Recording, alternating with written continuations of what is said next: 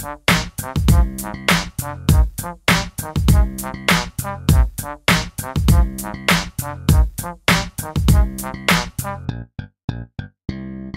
everybody, as promised, Shay and I are back for a spoiler cast. So of course I'm here, and Shay is here. Hey guys. And we already covered a lot of kind of like the mechanics of what makes Persona 5 and what we liked and didn't like. But we have now finished the game, and so I think what most people want to have closure on is the ending and pretty much all the twists in the game. So, Oh yeah. towards the end, we can go through our final thoughts and wrap up on our favorite things and not so favorite things on Persona 5. But I want to begin with all the twists, starting on basically catching up to the present. So, Yeah. you find out that the palace that you're invading in the beginning of the game. Oh, by the way, huge spoilers. If the name is Spoilercast, obviously we're gonna be talking about everything. We are gonna be dropping plenty of knowledge bombs on you people. Yeah, we'll get to big spoilers. Anyway, so the palace that's in the beginning of the game is Size, which I did not see coming. I was really like, when that twist happened, I was like, oh, that's actually like something that I'm surprised about, and there are more coming, but yeah, and I was like, oh, this is actually like someone like super close to you. I mean, with Futaba, I mean that was also like a super close family kind of thing happening, but it was just nice to see someone that's not evil technically, although she was distorted, and it was kind of weird that she had a palace. I never got the feeling in the game that she was that distorted, but I guess. Well, I think it's because she was a lawyer for so long, her sense of justice had been distorted by everything going on around her. Because she was really concerned about, getting promotions, getting to that next level, beating everybody, and that's where her distortion Yeah, came in. it was nice to see someone on the line about to cross over into someone being like really awful, and she was almost there. I guess the first four palaces, they were pretty freaking twisted people. I mean, it was like you start off with like one of the worst people, and then the second palace wasn't much better, and then third palace was Kaneshiro, right? Yeah. Yeah, and he was just as bad, but varying degrees. Yeah. I want to get into ranking of the palaces like a little bit later. All right. But anyway, so it gets transported, and then once you actually get to that point and you're escaping, they make you play it all over again, which I hate. I hate when video games, first of all, do this is the future, and like, let me tell you what happened in the beginning. I already complained about that in the first podcast. Right. And the thing that I hate even more than that is getting back to the present and then having them make you play it again, but also adding one thing. The one thing that it added was the conversation you had with your persona, which I can't remember his name. Oh, Arsene? Yeah. There's like one couple lines of dialogue, and that was it. I was like, why you make me do all this again? Yeah, by that point in the game, I had long ago let him go as a persona. So that was just, one thing. But get to the present, and then you pretty much, that's when you figure out that Akechi betrayed you. And freaking Akechi. And I was like, he played the long con. He really did, because how long was he playing as that ace detective? That persona? Yeah, which is...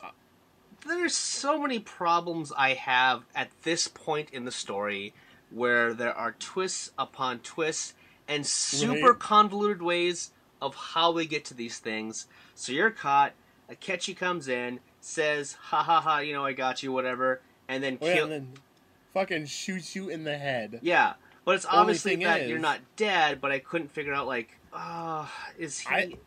did he get shielded by something, or they pointed out right when you got to Sai's palace that you could see the police station, and it wasn't distorted at all. So Sai's opinion of what her father did before he was killed on the job really meant a lot to her. And Makoto, really, because both of them don't have anything bad to say about their dad, and they both look up to him for what he did. It was kind of at this point that I was super confused how palaces work. Because the other Right. ones, all the people were not people, and they're distorted into something like robots or vending machines or something like that. But Right, this whereas... one was just a bunch of people playing in the casinos. Right, because it depends on the person who the palace is based around. And because Sai tried to see people as people, only, because she was on that border of being distorted, her distortions hadn't quite manifested in changing people in her palace. Past the point of, them being just gamblers or whatever. Players in the casino.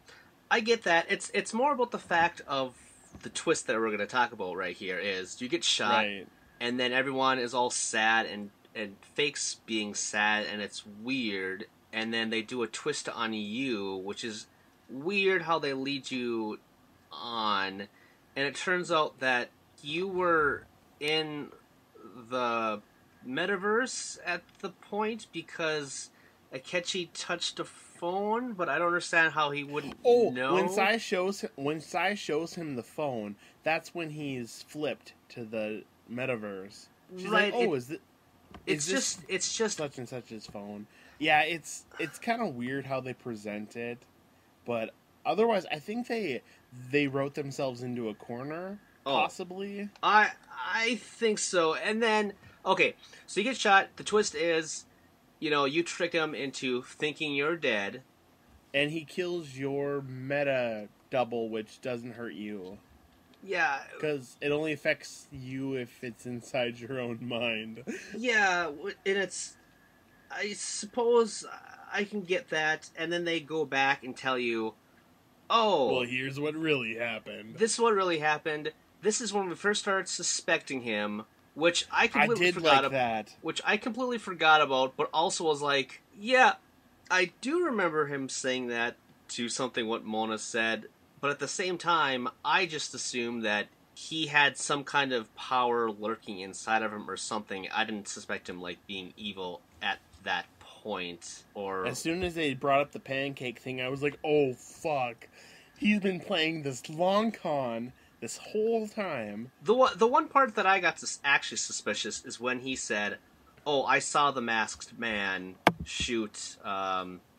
Okunrafu. I'm like, what if it was him that Remember obviously when I saw him and it was me. Well, I got a little further ahead of you when we were actually playing, and I remember when I texted you, I was like, "Oh my god, I have theories," and you're like, "Calm down, Columbo."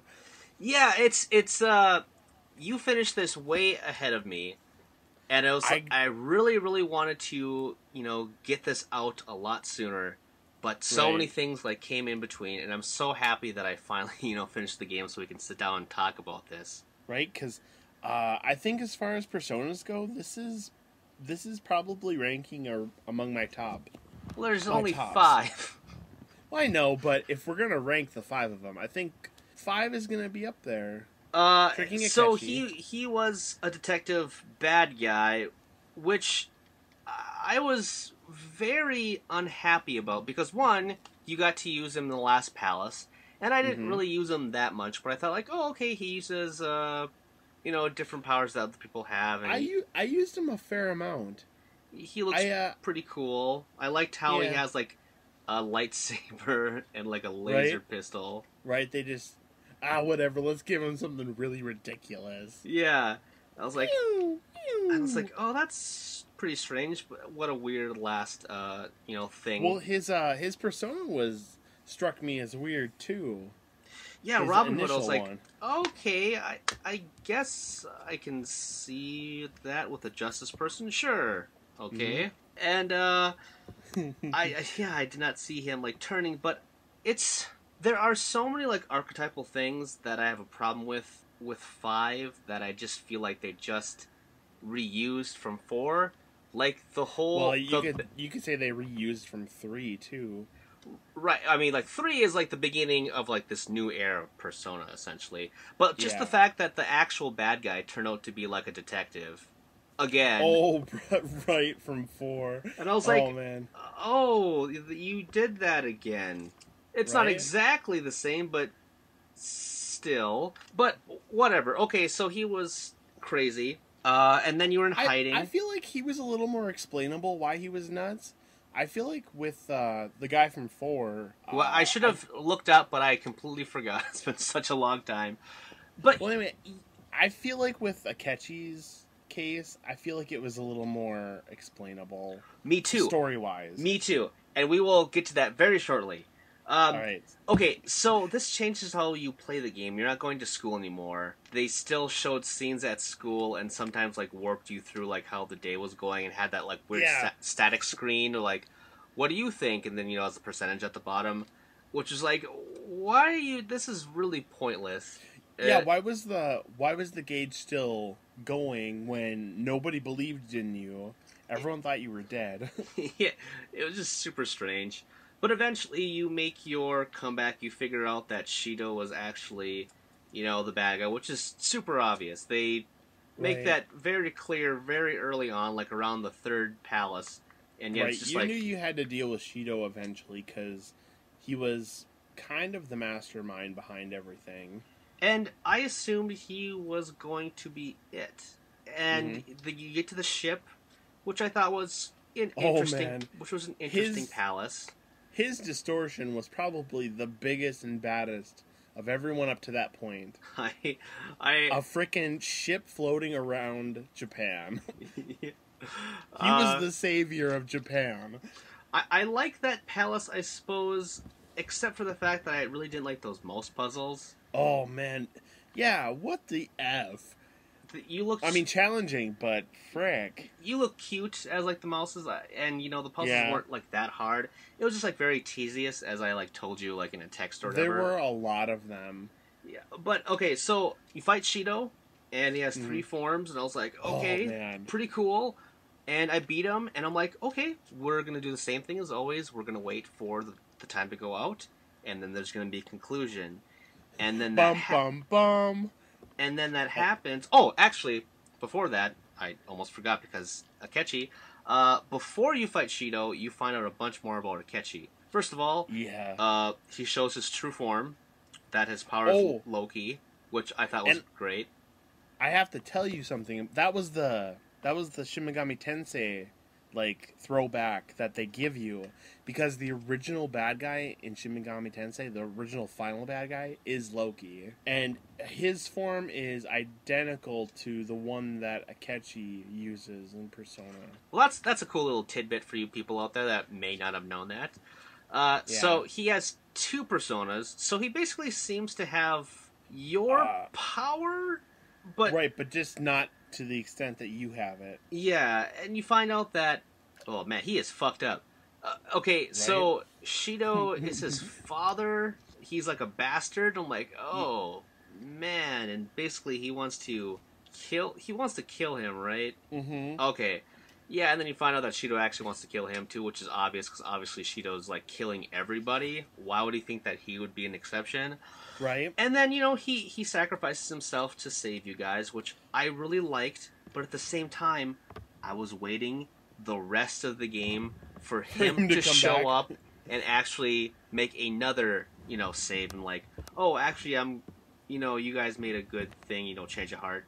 That would have been like such a touching moment, especially because there's so many other fake deaths in here that I would have rather wanted to actually make good on instead of having Akechi just like, why is Akechi the only one that has to die of all these stupid like fake deaths? Well, he's not a fake death, but they close it off.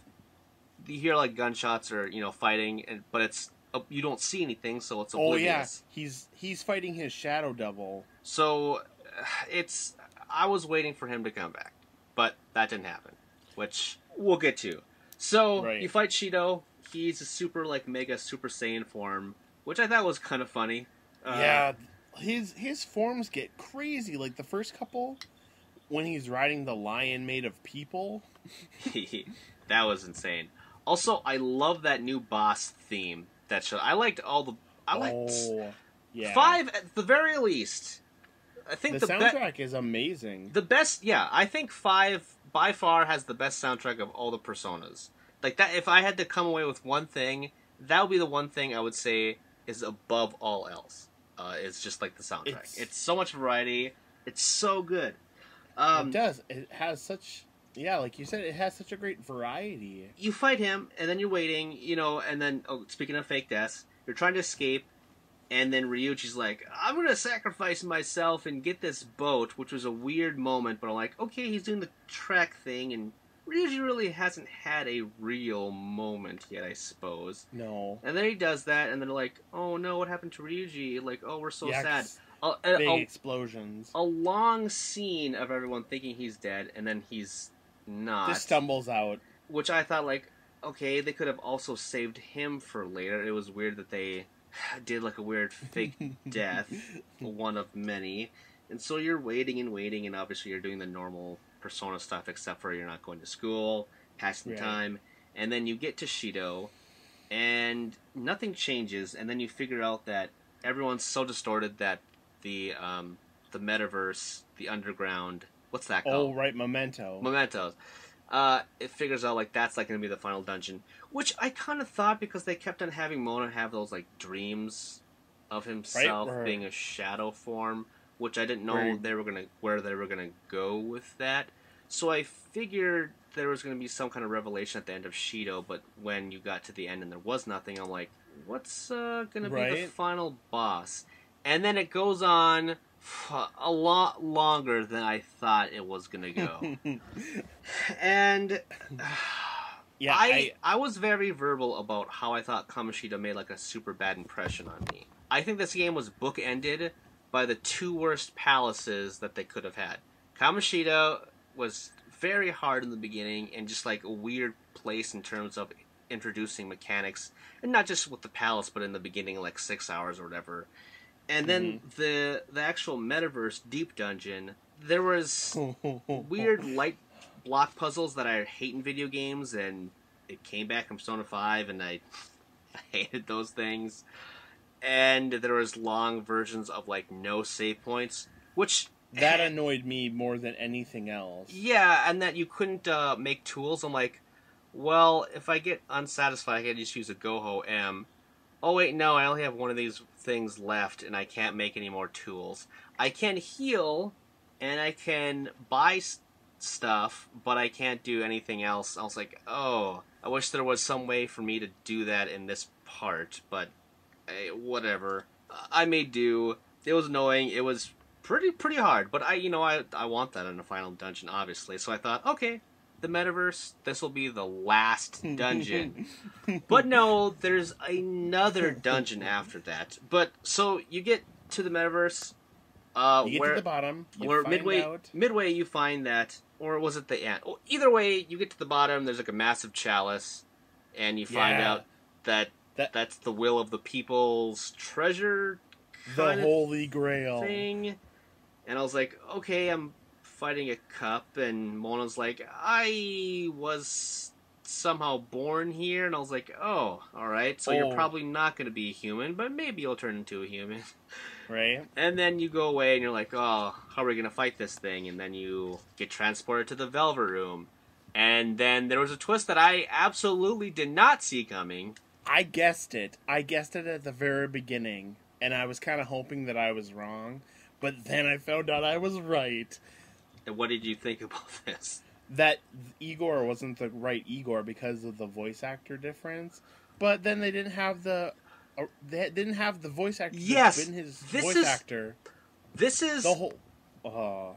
Okay, this is my problem. This is the second Japanese game that has disappointed me for a voice actor. First of all, I'm going to get into some spoilers for Metal Gear Solid 5 a little bit.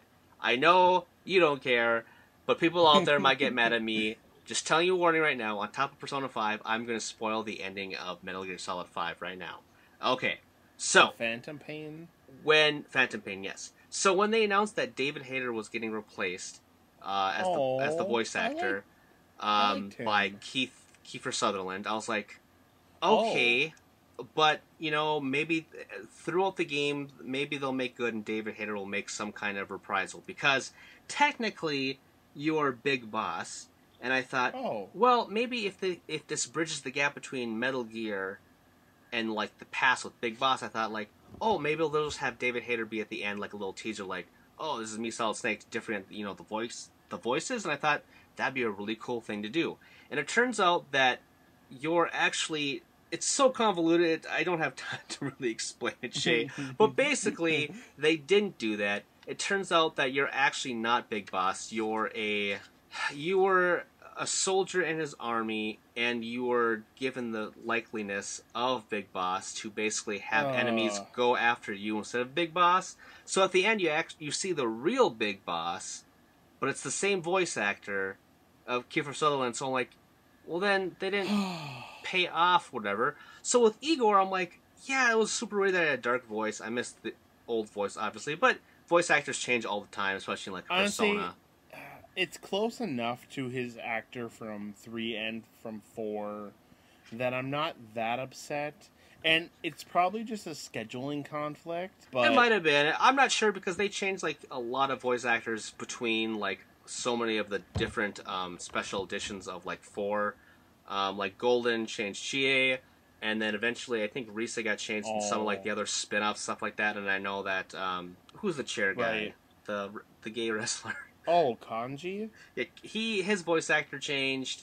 So yeah, I'm not sure how these things work out, but I was like, okay, I'm fine with the voice actor changing. And then you find out that Igor is actually the Chalice. I was like, oh, yeah, he's okay. Oh man. And the twins were split, which I kind of actually thought that they might have been like one thing. You got this weird vibe because of the way they talk to each other. Yeah, and they're like reversals of each other.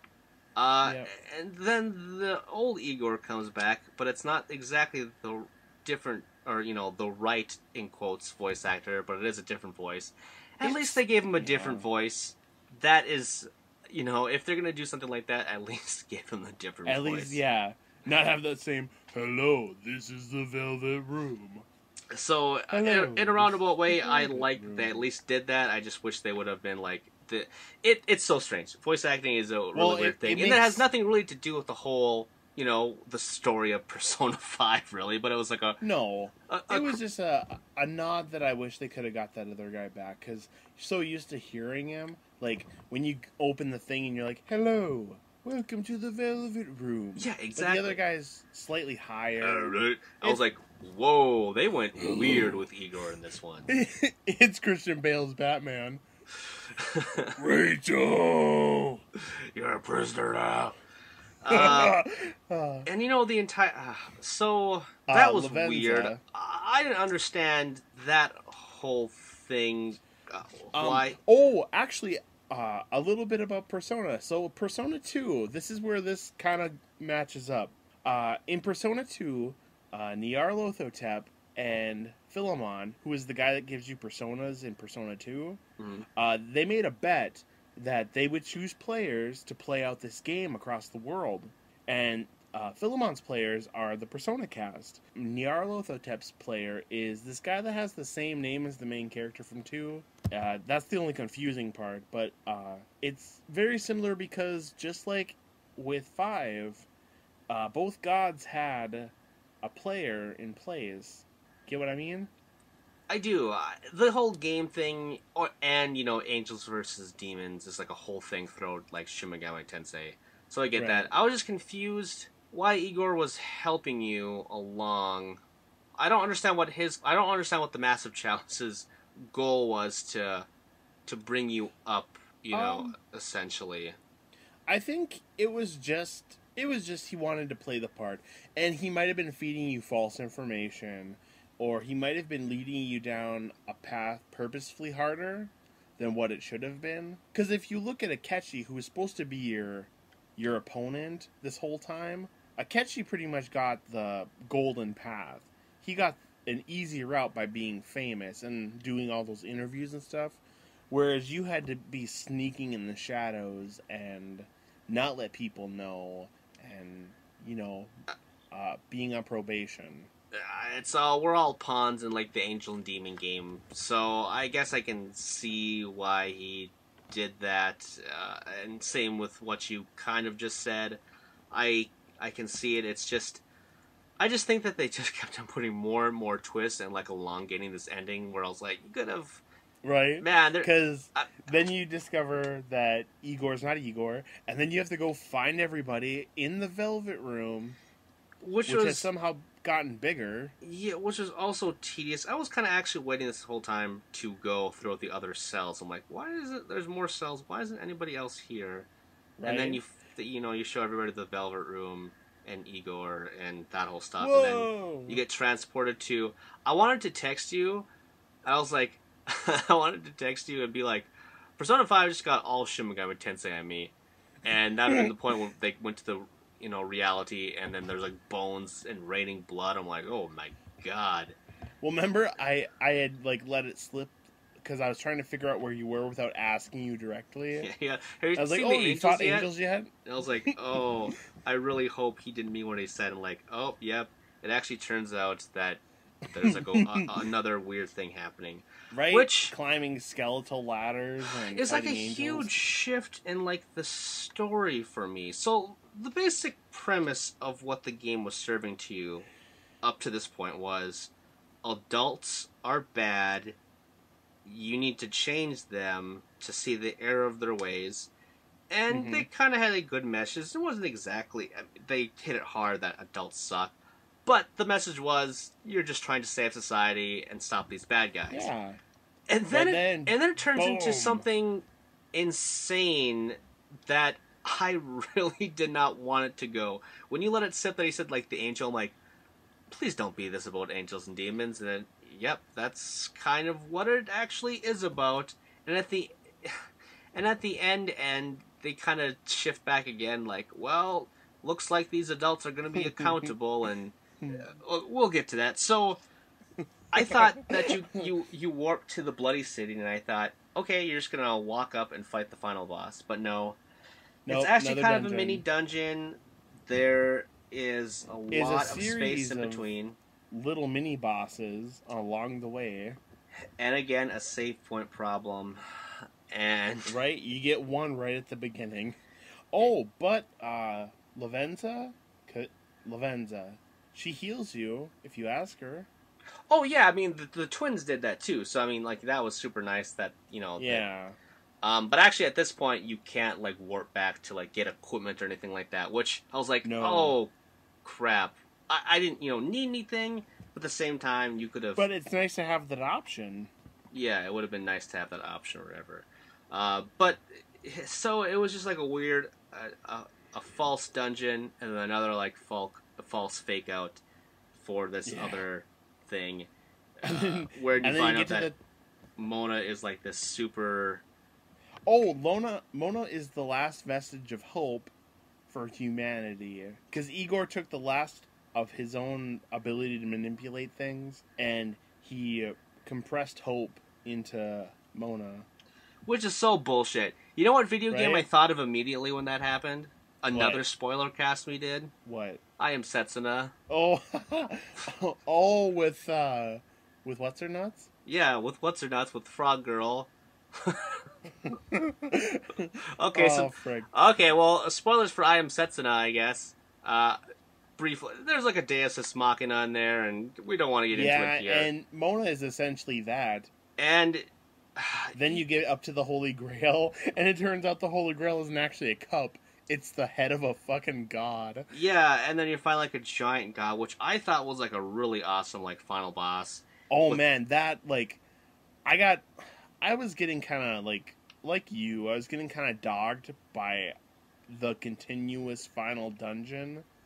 And then that boss hit, and I was like, you know what? This is pretty cool. Finally, like, sure, it's been a long-ass time in an RPG that I fought a fucking, like, angel god, so... Right? Yeah, sure. I was getting flashbacks of, like, Xenosaga.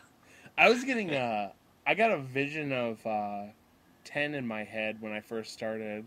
10, 13, you basically fight, like, this weird Pope god thing. Oh, right. It's a Xenosaga, Xenogears. Japanese people have a problem with Christianity or something. I think it has. I think that's like a really like. That's a podcast in and of itself. Yeah, but Why it's does Japan hate Christianity? Is that name familiar to you, Yalko Bogadeth? No, it does not. But I'm sure a little research would tell you. Like, for me, it felt like if you ever heard of the Greek god Janus? Janus is the god of paths, the god of fate. I mean, the Greeks have a whole different other system, like the Norns, with the string and the scissors. Right, yeah. But when they said his name, when they described what he does, it just made me think of Janus from Roman mythology. I just thought I should have done some research too, but I thought like maybe you who've played like a lot of these games and have like knowledge, and Shin Megami as well, might have like, oh yeah, he was in this game and whatever, and they switch personas and gods and demons around. So one game, a certain creature you can just fight randomly, and another time he's like an actual like super powerful person. That's like, oh okay, that's weird. I feel like they actually just pulled this guy out from some esoteric like collection that they based some of this stuff on. Right. But either way, it was like a cool boss fight, and I got like he pulled out like every sin or every palace. He pulled out a thing representing them, and I also didn't figure out that you could actually hit the arms until like the third one when I tried to use a multi-spell, and I'm like, oh, I could have been fighting these other things. Shit. Right. But I actually thought I actually had a more troubling time with the angels than I did with the final boss. Yeah. I was also like more prepared for like this has to be like the actual final boss, so I pull any stops or whatever, and so I was well prepared. Beat the game in 73.03 hours at level 73, so pretty much a level per hour. I don't think it actually worked out like that because obviously I didn't grind one per hour since there's so much downtime in between. But I thought it was kind of funny, 73 and 73. But so awesome fights, and then you get the power of the people. And which the little questionnaire thing finally makes sense at the end. Finally, but also not, because it goes down again, and then it's at a weird percentage at the end of the game, which I didn't understand. But whatever. Either way, your original persona evolves, and you got like a giant gun, and then you blow a head. Centennial. Yeah, and you blow a head through his face, and that was great. And then it went on even longer kept going. That. And they made a big deal of, okay, Sai's like, you need to basically stand up. If you want to save everybody else, you have to go to juvie as a witness protection or, whatever, a witness. So it's like, okay, I guess I can, that's fine if he has to go to juvie, even though it sucks and whatever. And then I'm like, that's like the only way, which is like a weird thing, like, if he just confesses, why does he still have to go away? And it was just strange. But here's some more fake deaths or fake things that happen. One, Mona disappears, and I'm like, okay, that's understandable. She's like a weird cat thing, whatever, hope. I was actually good. Glad she's gone. He's gone. It's sad, but, I understand it. You're taken away. Okay, I understand, but everyone's all butthurt about it. I'm like, alright. And then they're like, we need to do this. And then they actually try to find the girl, which I kind of assumed that they were going to do to get him off the hook. Which I didn't understand why Shooter didn't kill her or something along those lines, That's kind of a loose... He was cleaning up all his other messes. Why wouldn't he clean that one up? Yeah, and maybe then... he was, as a way to explain it, maybe he scared her enough that she wouldn't. Yeah, he wasn't probably not as corrupt or, full thinking as back then or whatever. But, so, not only do they return you, and so it's all, like, super happy, whatever, oh, we got you off the hook or whatever, which was, okay, again, there was, like, a long time in between that, a lot of unnecessary dialogue and stuff. And then, also, Mona comes back, and I'm like, are you fucking serious? And it was just... a weird, not sticking to their guns, and yet again they killed Akechi. They could have had a redeeming moment for Akechi, which they kind of did at that moment, but when they keep on doing these fake outs again and again, and all these twists, I was just like done with like the story at that point, and it just didn't wrap up in my mind. And I actually, I liked the cast, but not as much as like the other of Persona 4. But I felt I hated them more at the end of this game. I felt everyone was. I don't know how to explain it. I felt like there was this weird vibe with everybody at the end and the way they acted kind of almost unnaturally. Especially when you're saying goodbye, you're not going to see anyone anymore. And then they're like, oh, we're going to drive you home and we're going to have adventures on the way. It was kind of weird. I just feel so. I mean, the message is just like all over the place in terms of where they took the story, and I think just my problem is, as I'm trying to stammer this out, is just all these fake outs and twists not really coming together for me. They could have done with like a little less. They could have focused the story a little bit more. I think having Mona there to act as a tool for you to be okay, instead of myself or talking to myself about what I should and shouldn't do when I'm like looking at a desk or thinking what to do, they have extra dialogue for Mona to say to you like a Navi, and then also you have a cell phone so that there's a lot of extra dialogue in there that was also unnecessary. Even for these games of how long I always know that they are, I feel that even for this like 70-hour RPG, that there was a lot more that they really could have just cut. But I think they could have cut a lot of stuff from all the other games too. It's just this one's obviously fresh in my mind. I'm coming off negative again, but I really did like this game. It was just, Right. I felt the conclusion just wasn't, great, I suppose. I don't know. I kind of liked that they faked Mona's death. So when he came back and it was like, oh, and then Sojiro was like, yeah, you better take that cat. I don't want it here anymore. I loved that because every time Mona talked, because Sojiro can't understand Mona, so all he hears is a freaking cat going crazy. I liked that he references that. Why doesn't my cat ever shut up? That's our thoughts exactly. Like after the final boss fight, I guess like Persona 3, after you fight Nyx, like you get to say goodbye to everybody, and there it felt a little more poignant when you said goodbye, because they kept pointing out that the main character feels tired, feels worn out, and then after you say all your goodbyes, you go to the roof and you fall asleep on Aigus's lap, and that's it. It's the end of Persona 3. So, obviously up to interpretation a little bit for that one. Which is... Well, it's up to interpretation until you play FES. Yeah. And then there's some hard things that happen, but anyway. With Persona 5, yeah, saying goodbye to everybody felt so weird. Some of them felt needless.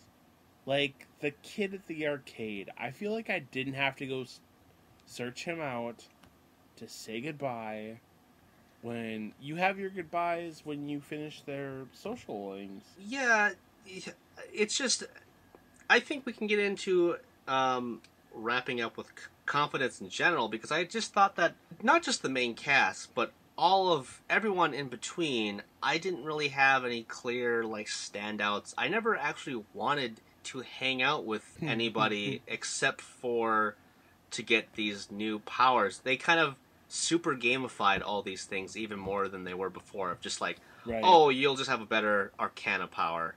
And now it's like, oh, I actually just want to kind of get this because it's more Arcana, and it's actually all these other boosts too.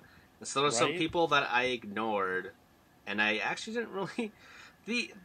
My favorite person that actually had, I felt like, a full arc redemption in this game is Sojiro. I could not stand him in the beginning. He was so mean to you, especially because I was just... Yeah, he was. Why is everyone so mean to you? You stepped in and did the right thing, but apparently the right thing is not the right thing in Japan. Wherein you find out that actually, Shido, covered things up and, blamed you. And I was like, oh, okay, I get why those things happen now. But, Right. and why Sojiro treats you like that. But then the more you go on, he's still kind of grumpy, but whatever. And then after, you get Futaba, he kind of loosens his belt. And then especially when you tell him everything that's happening, he's obviously even more understanding. And then, if you actually... Did you actually finish his Confidant Link? I was on... I think I was on 5 or 6. Because I was trying to finish a whole bunch of other ones. I just started neglecting him. And because my my social stats wasn't high enough, I couldn't finish any of his shit. Yeah, which is... you have to have a max kindness to finish him.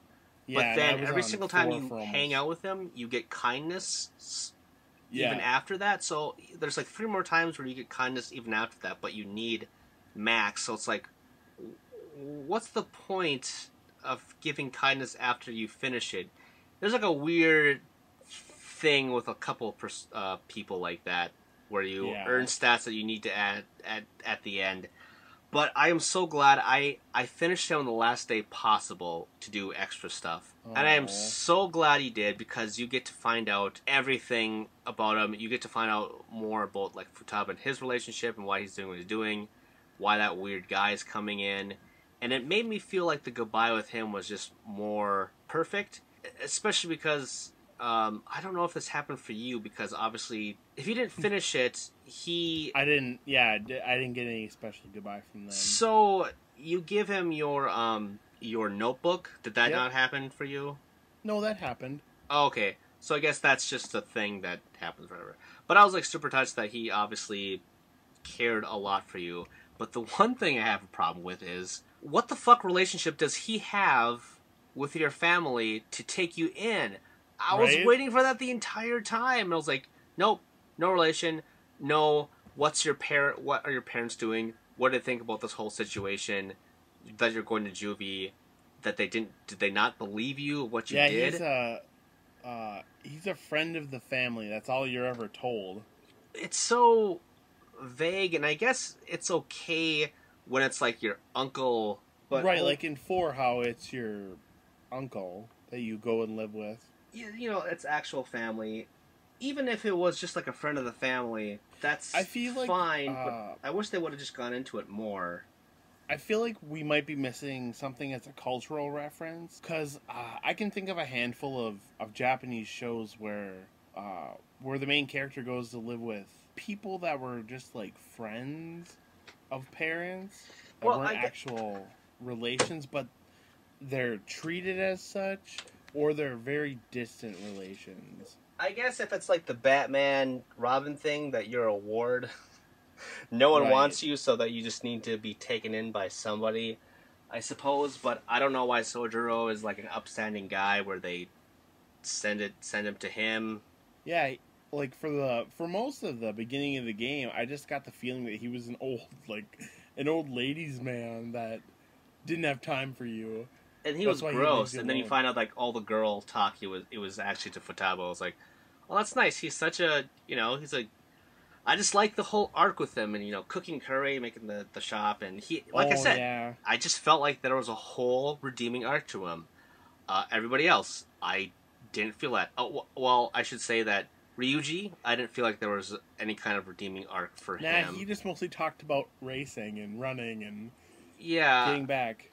Ann's whole thing of wanting to be the best model was like, I could not care less. I thought Yusuke was kind of funny just because he was always being creepy. Yes, the people that I had in my party were the people I liked most of all. I had Ann in there just because like I want a equal parts boy and girl in my party. So I was like, I'll have Ann or An, which is still weird that they do that. Yusuke, because I liked him a lot, and his persona. And then Makoto. Of all your people, Makoto was my favorite. That was the one I did a relationship with. I also felt that Shiguru, she was kind of a stuck-up, teacher's pet kind of thing, honor student. Yep. And then she learned to let loose in the Persona world. And because Sai was so close to the story, I felt like she was a very important character as well. Haru, I felt, didn't get her time, even though she had a whole dungeon about her. I felt like she was introduced way too late into the Kinda, story yeah. for me to even care about. I went on one date with her, and I was like, I don't have enough time to finish you off, so I don't know what the point of it is. I just started her. Like, I didn't even get her past like one or two, and I just didn't bother finishing her.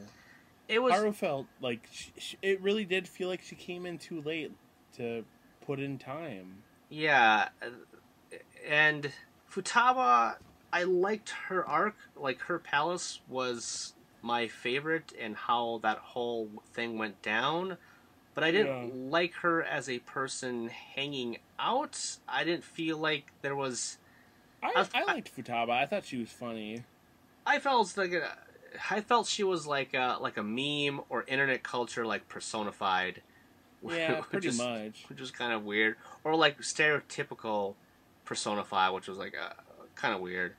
And then Mona, Yeah. because it was like a forced habit, was kind of I don't know, and I wanted it to be, just like one Oh, thing I Teddy. actually wanted to happen with like Teddy, yeah, that actually is like, oh, I'm an actual person, but they played on that expectation for becoming a human, which I guess Teddy was weird though. Like it was more like his human form was just I like a still don't thing. understand how Teddy fucking works, I don't understand, but it's Teddy, so but whatever.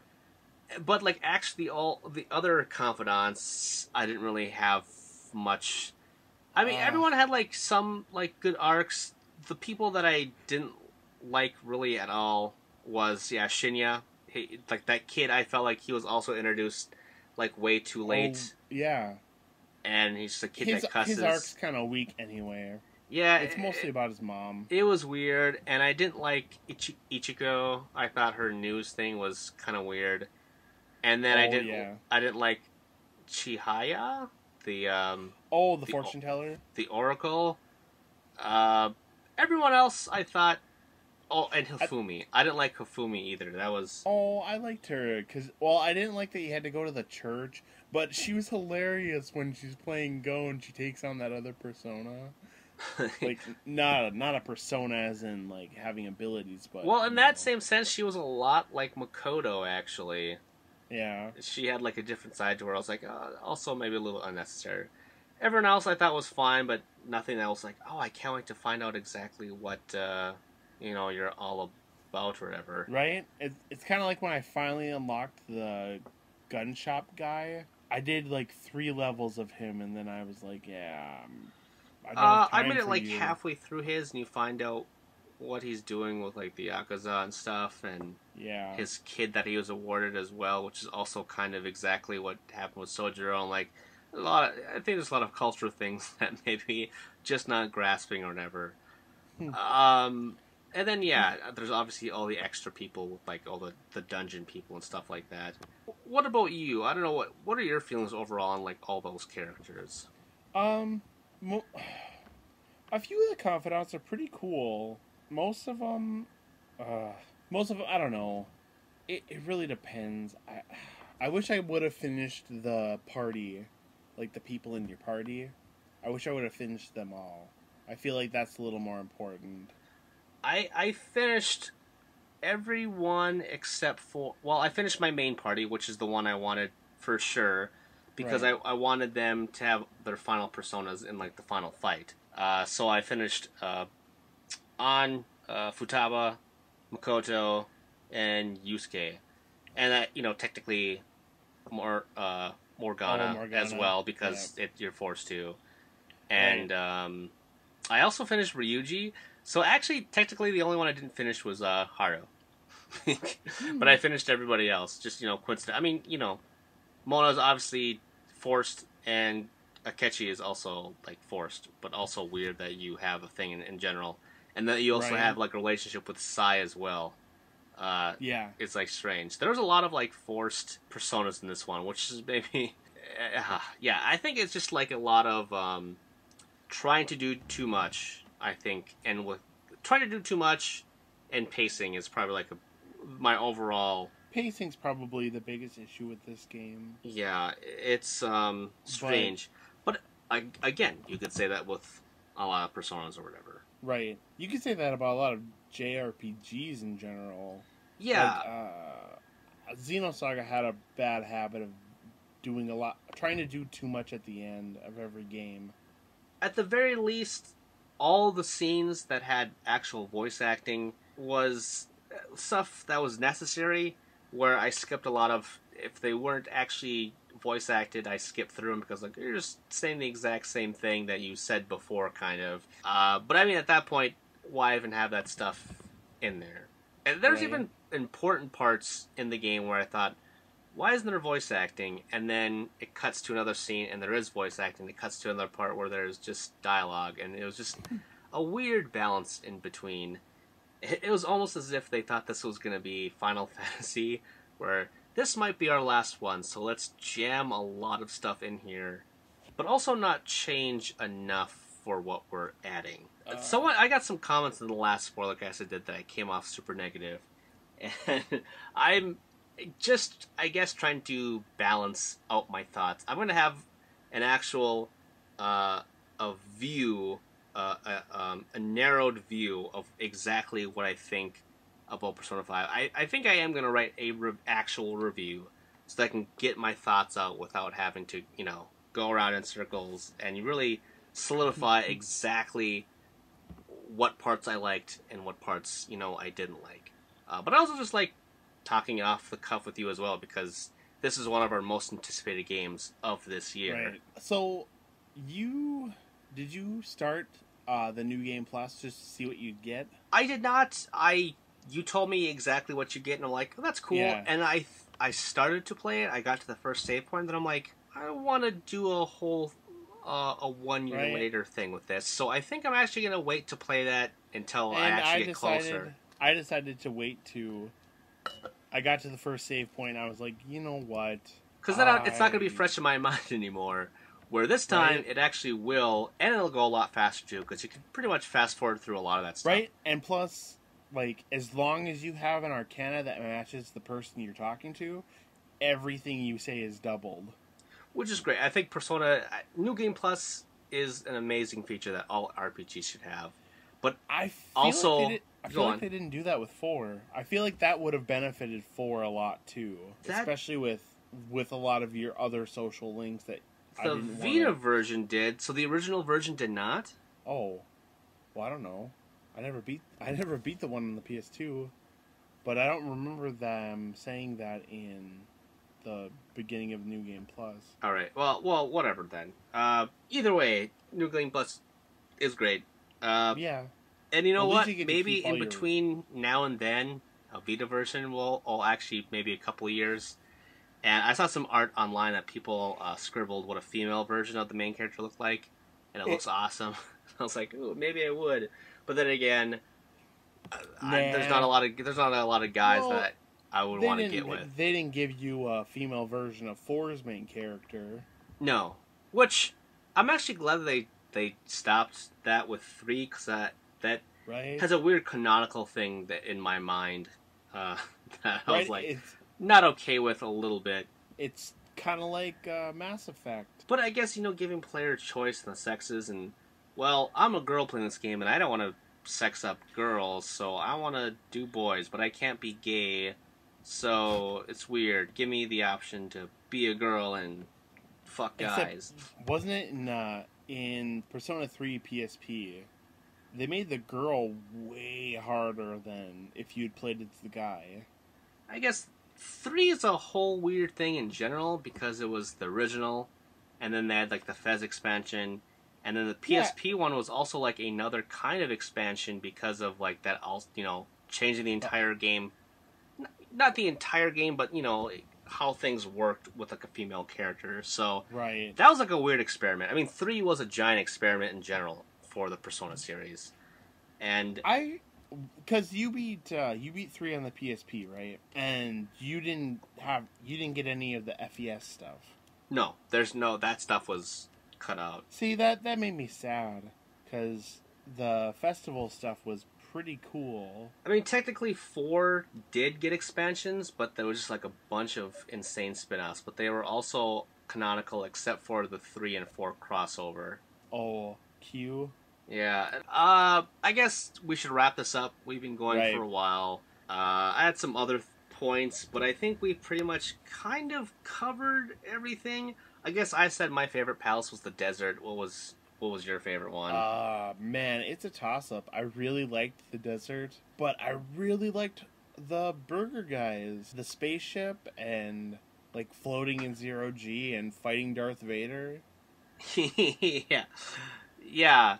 Though that boss fight was incredibly annoying because he just kept sending more dudes out. I think his boss fight might have been the worst because there was no strategy to it. It was just you fight all the robots that you fought before, except for the giant version, and then otherwise it was nothing special. I was very disappointed by it.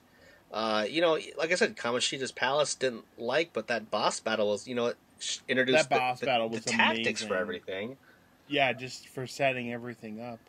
My favorite palace is that one, the 5th one, or is that the 6th one? It's 5.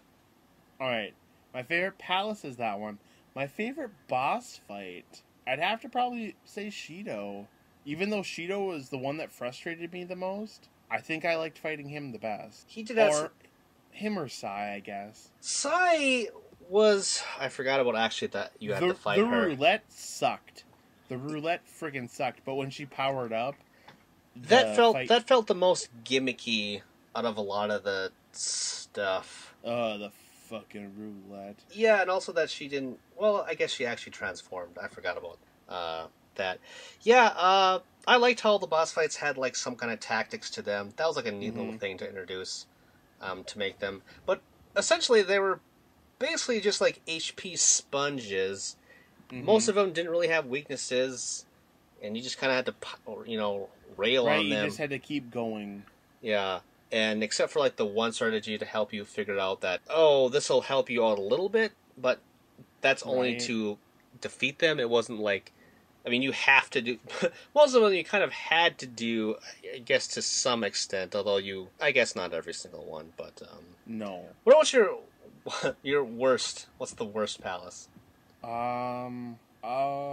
Maybe Kaneshiro? The mob? I liked getting Makoto, but that was the only reason I liked that palace. I liked that. I liked, like, the whole bank. That one felt the most we're thieves kind of thing going on. I like that one. I also liked his giant pig, and then he rolled around, but then you could also stop him. I like the little strategy for that boss fight. Yeah, I like that boss fight. I don't know. I feel like the bank was a little overdone. Just because when you think of thieves, you always think of that, and I wanted a lot of unorthodox thievery things.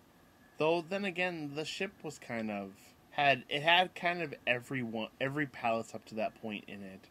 Yeah. In some little way. I think even like the worst ones, they're all super unique.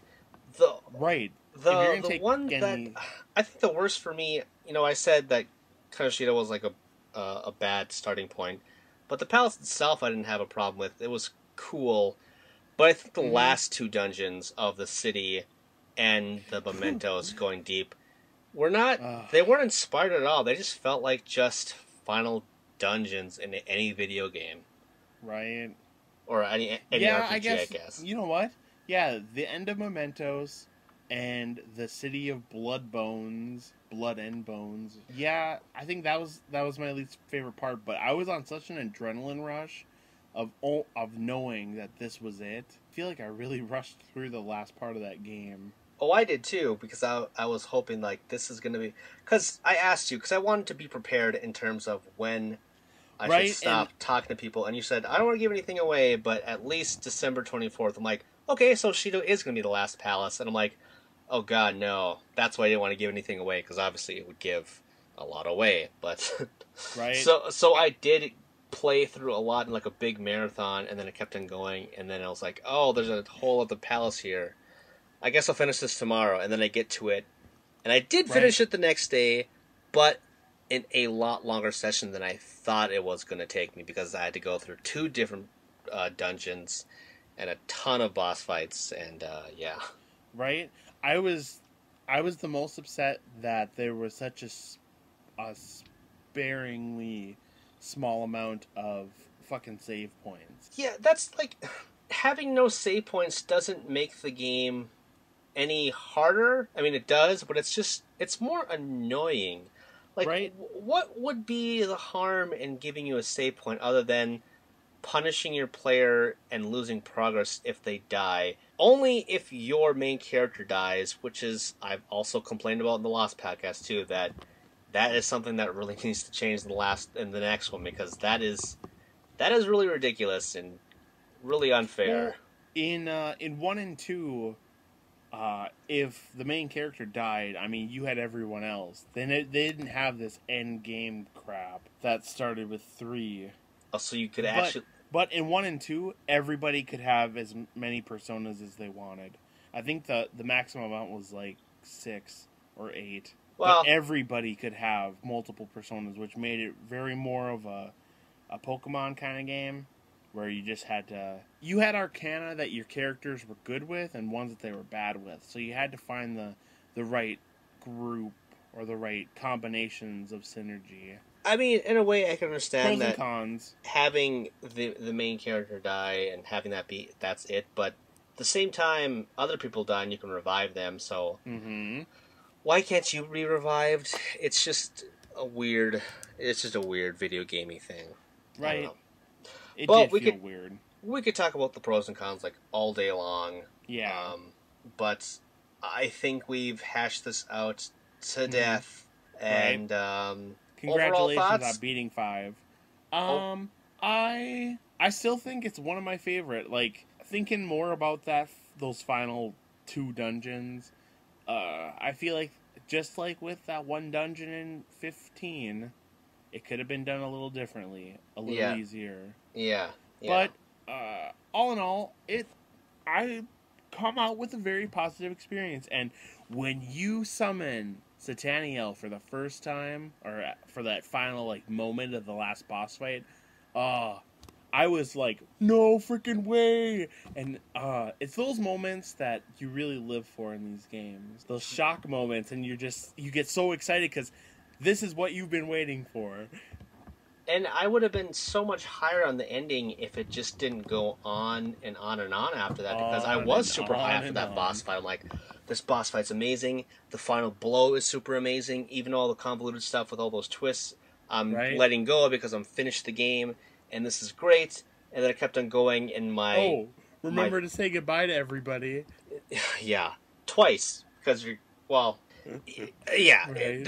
There's a lot of problems, but despite that, I still played the entire thing. So obviously it was good enough for me to want to do that, which seems like I hate it more than I do. It's like, well, I guess I just wanted to finish this game, and I finished it, so I guess I liked it enough. But no, it's definitely going to be in my top 10 at the end of the year. I don't know compared to how other games shape out, but I liked it a lot. I don't think I like it as much as 4 or maybe even 3, but that's like comparing your favorite... It's like comparing children? Yeah. Or your favorite for some families, authors. you definitely have a shittier person than others. Right. God, it's like comparing your favorite authors. You can have a bunch of favorite authors, and you might not necessarily have a specific order in which authors you like more than others, but you like them all the same. Yeah. I wish I had like a better analogy, but right, it's hard to think of a good analogy. 3, 4, and 5 are some of the best RPGs ever made. So that's been us for Persona 5. It's super late. Persona 5. So thank you for joining me, Shay. Thank you all for listening. Thanks. We will see you for the next Spoilercast, which I don't know what that'll be, but be excited. Be excited, be ready, and be safe, America. Did you know that was a Reaction Examiner video? If you liked it, you should subscribe to me to keep up with everything that I'm doing. Also, if you have some other interests, like sex for example, check out Tom Ups, which is a comedy sex podcast thing wherein my best friend and I check out the weird and abnormal and the erotic. And of course, you should support me on Patreon because, hey, I want to make the channel better and I want your help to do so Plus, if you want to check out my writing, check out Game Jerk, where I have archives and new stuff for all projects, okay? You can find all the stuff and more in the description with the links below. Thanks for watching, and I will see you all next time.